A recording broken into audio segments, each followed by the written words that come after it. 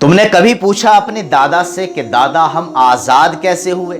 تم نے کبھی کسی کتاب کی گرد جھاڑ کر دیکھا یا بس سوشل میڈیا پر وائرل جھوٹ پر یقین کر لیا؟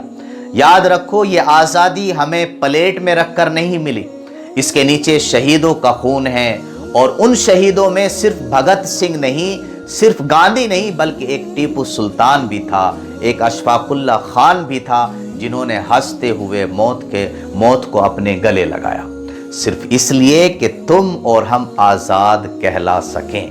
آزادی کی لڑائی میں میرے دوستو کوئی ایک مذہب نہیں لڑا تھا، یہ ہندوستان تھا جو لڑ رہا تھا۔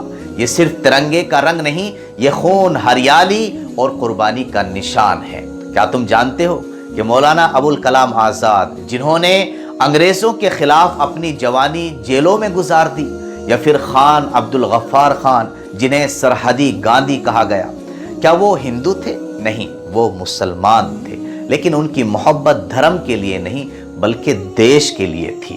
اشفاق اللہ خان اور رام پرساد بسمل، ایک ہندو ایک مسلمان، پھانسی پر چڑھتے وقت دونوں نے ایک دوسرے کا ہاتھ تھاما تھا۔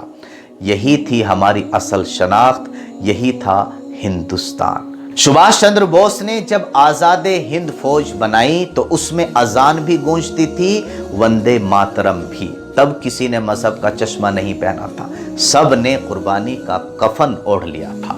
لیکن آج ہماری آزادی کو صرف تہوار بنا دیا گیا ہے، ریلیاں، جھنڈے، سیلفیاں، پر دل میں نفرت کے جھنڈے لہرا رہے ہیں۔